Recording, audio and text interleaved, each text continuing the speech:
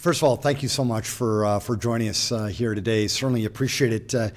Talking about downtown Sioux Falls has never been more fun than it is right now, and so I truly thank you for being here. We wanted to just take a moment to kind of reflect a little bit, as well as give you some insight on what's yet to come when it comes to this incredibly vibrant downtown Sioux Falls.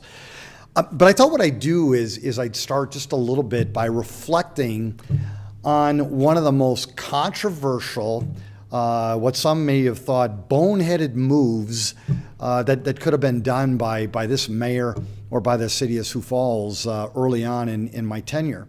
And I'm just going to take you back just a little bit, Sioux Falls, and that is, we had the most productive, the most heavily utilized, fully paid for cash cow of a parking ramp in the heart of our downtown. And it just happened to span our river, the Big Sioux River. And then soon after, this mayor was so blessed to be elected to serve all of you, I wanted to tear it down. Where was the business sense? Where was the common sense? What was the rationale for doing something like that? Well, the rationale is that we knew that downtown Sioux Falls had more capacity, more capabilities, more vision, more dreaming, more fun ahead if we would tackle some of those tough and, yes, some of those controversial decisions, working in collaboration with these private folks as well that are dreaming and had bigger visions as well. So ultimately, yep, we tore down that old white monstrosity of a parking ramp, and it really set the stage for so many wonderful things that have happened from a public and, yes, private collaboration standpoint.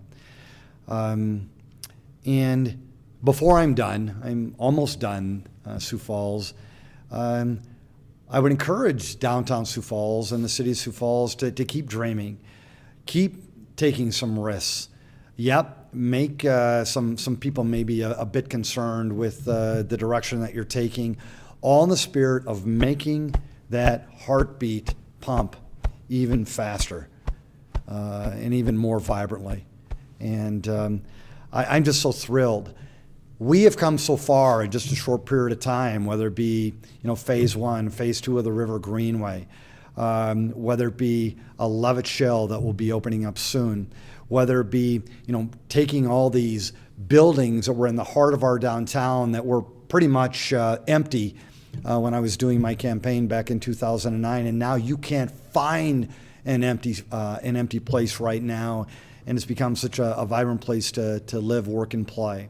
And then, yes, this mayor's dream, not only knocking down that old river ramp, but this mayor's dream was to make Sioux Falls, our downtown, our heartbeat, the place to live. And they're living in downtown in ways that we only dreamed about, and it's only the beginning. We've got 183,200 people that live here right now, as well as we've got these private entities, these businesses that are working collaboratively with city government to make our downtown one of the best in America. And if you don't believe me, just Google downtown Sioux Falls. Look at some of the national accolades that we're now receiving thanks to the partnership and collaboration that we've got going on here. And it's only beginning. Again, thank you so much for being here today. Thank you for letting me knock down this old white monstrosity of a river ramp. Thanks for letting us dream bigger, and thanks for actually coming together and making good things happen. I'll now turn it over to Darren Ketchum, who is heading up our community development efforts, and then certainly we're going to turn it over to our partners in downtown Sioux Falls as well. Darren. Perfect. Thank you, Mayor. Thank you. Well, good morning, everybody. I'm Darren Ketchum, Director of Community Development for the City of Sioux Falls, and I just want to thank you for being here today.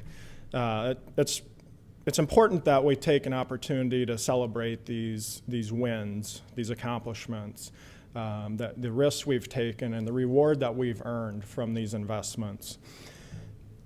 not every community, not every downtown has the vibrancy, has the diversity. You look at our downtown, we've got places to live. We've got places to shop. We've got places to eat. We've got places to drink a beer. We've got places to make a beer. It's those things, that recipe. We've got law firms. We've got IT companies. We've got banks. We've got customer service companies. Not every downtown is fortunate to have that. Those things don't happen on accident. Those things are a result of hard work and a vision, and community leaders in Sioux Falls for decades have come together to make sure our downtown differentiates our community from other communities. You know, when we invest in downtown, we don't have a lot of tools, frankly. We have general fund dollars that the city can appropriate to take care of things like infrastructure, but we do have some other things like tax increment financing. And it is one of the few tools we have in South Dakota to influence economic development. I'm going to tell you, in downtown Sioux Falls, when we do a deal that includes tax increment financing, we are maximizing the return for our taxpayers, for our visitors, for our businesses. For every dollar we invest via tax increment financing in Sioux Falls, we're returning $6.50 worth of private investment. Let me say that one more time. For every dollar that the public invests through a TIF deal, the private sector is investing another $6.50. That return is phenomenal. Over the last 8 years, under Mayor Huther's leadership, we've taken on 8 different TIF deals in downtown. You know, these are things that you're going to recognize. They're like the CNA office building, the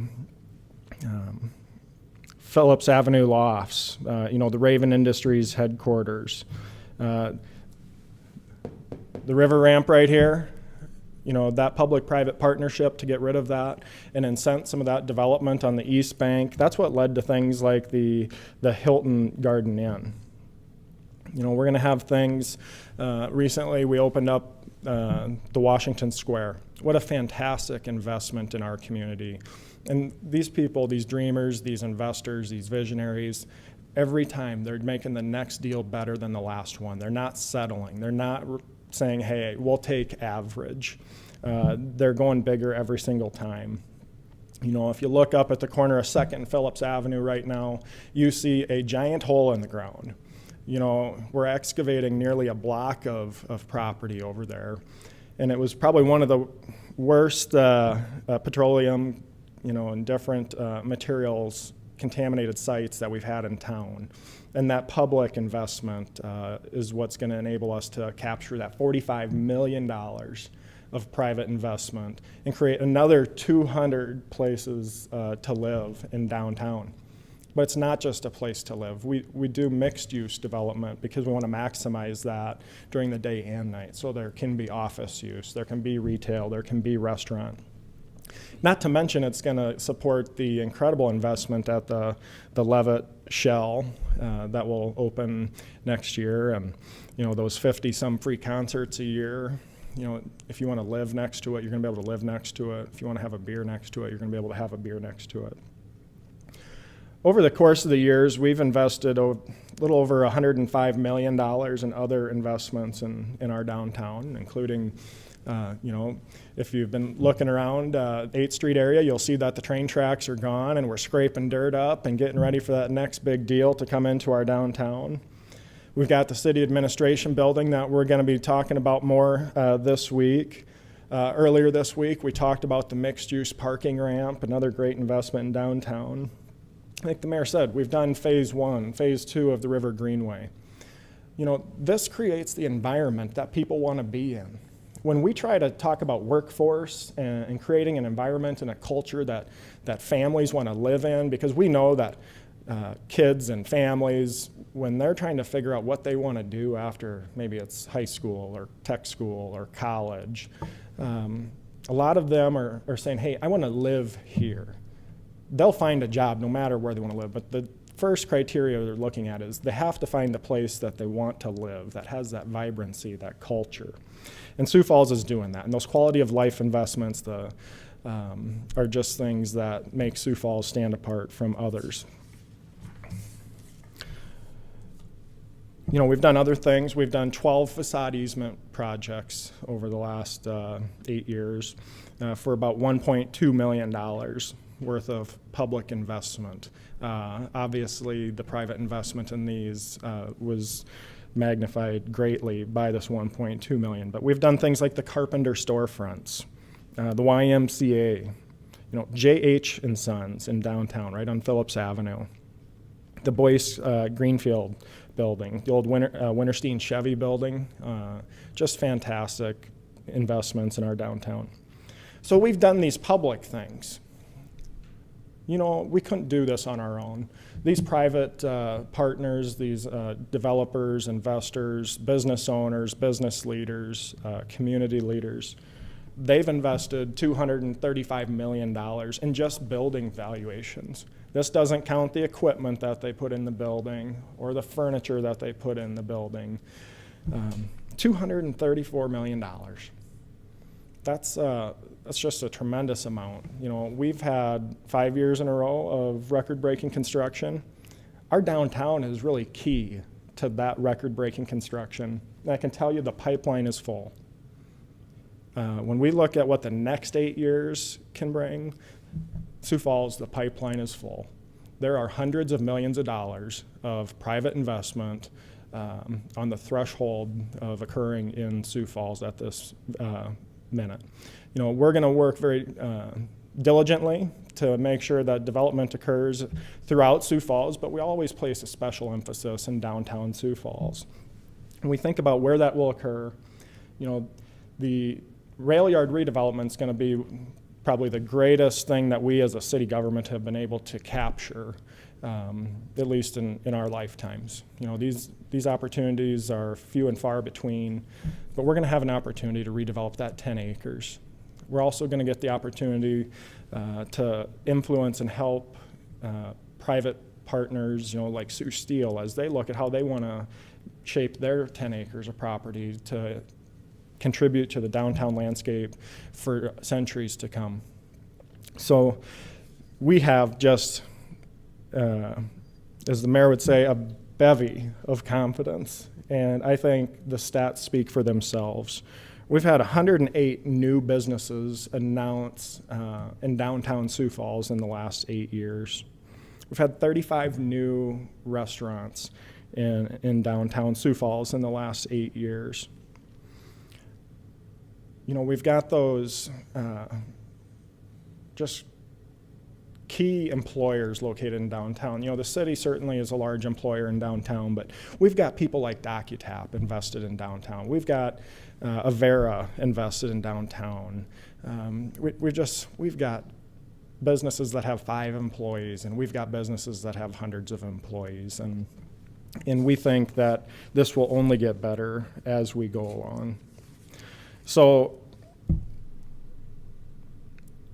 don't accept mediocrity. Don't accept average. You know, as some of our friends would say, think big. You know, I think Sioux Falls has certainly been a big thinker in the last 8 years, and but thinking big and doing something big are two different things. And I think our results speak for themselves. And you know, I'm very optimistic for what the future of Sioux Falls holds, and that future is laid by the groundwork we've put down over the last 8 years. You think about these generational type of investments in Sioux Falls. You think about the Phillips to the Falls and Uptown area, and we're finally seeing that near its completion. We have a little bit of property left there. We've laid the groundwork now with the rail yard and others to see the next 20 to 30 years of development in Sioux Falls will. I think there's going to be a lot of record-breaking years ahead of us. So thank you for being here today, and I'd like to invite Joe Batchelor to say a few words.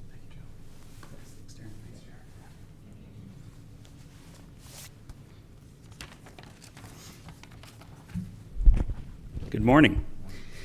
I want to first give a shout out to Mayor Huther and Darren and your team at Community Development with all the hard work that you've done over the past 8 years. We have seen some great milestones, and it's been really fun to watch how downtown has evolved over the last 8 years. And you're leaving Mayor-elect Ten Haken with a great platform to build from, and great things are ahead. Thanks to you. So. We were going to have Chris Hanmer here, business owner, and he sends his regards. He just recently opened his second business, Parlor, and if you haven't been there, you should check it out because it's pretty amazing. It's if you are familiar with his first business, CH Patisserie, it's a differentiator for downtown, for Sioux Falls, it's something that, as a small business owner, it takes blood, sweat, and tears to be able to pull something like that off. And, it's folks like Chris that are the lifeblood of the economy of downtown's vibrancy. Small business owners are creating action downtown.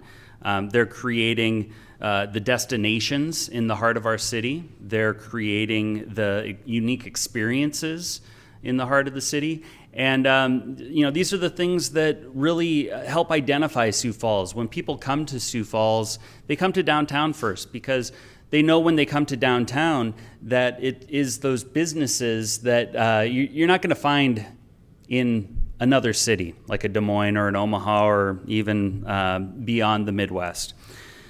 So downtown is vibrant, as Darren spoke to, in large part thanks to the small business owners. And it really hasn't been this vibrant in decades. I mean, I think the last time it was this vibrant, I wasn't even born yet. So we've come a long way, and it's really exciting. But ladies and gentlemen, the best is yet to come. We now have over 21 acres of developable land between the rail yard, thanks to you, Mayor Huther, and with Sioux Steel. Two really exciting opportunities. We have a thriving arts and culture scene that was on full display this past weekend with the unveiling of the 15th annual Sculpture Walk, with Art and Wine Walk, and with the South Dakota Arts Conference. Our arts and culture scene has come a long way, and we should be really proud of it. And we also now have newly discovered natural amenities in downtown with Falls Park and with the downtown River Greenway, which those phases were completed under your watch, Mayor Huther. So we've got a lot of good strengths, a lot of things that help differentiate downtown. The potential for downtown is great, and the opportunities are plentiful. I expect in 10 years, we're going to be pretty amazed with the progress that we'll see. It's pretty amazing looking back at the past 10 years, but the next 10 years are going to be just as amazing. I expect we'll have thousands of residents, thousands more employees downtown. I expect that we'll have 1 million more visitors to downtown. Last year we saw 1 million visitors to Falls Park. Don't be surprised if we see 1 million more. We get 14 million visitors to South Dakota every year. There's no reason why we can't get some of them more to come to downtown Sioux Falls and really experience the uniqueness that we have here. But what will it look like? What will we build? What can we accomplish? With the rail yard, with Sioux Steel, with even the underdeveloped sites in downtown, there's the potential to really transform this community, not just downtown, but all of Sioux Falls. This is what's going to help us recruit the talented workforce that we need, like Darren spoke to. We could build a stadium, we could build a convention center, we could build a grand civic plaza. These are all things that we could do, but when I think of what the potential holds for the future of Sioux Falls, I hope that we do something that is unique to Sioux Falls and Sioux Falls alone. Let's dream big. Let's do something that builds upon our success. Let's do something that differentiates us. Let's do something that elevates our cultural offerings. You know, when people think of great downtowns and great cities, great American cities, let's make sure we put Sioux Falls at the top of that list. Thank you, Sioux Falls.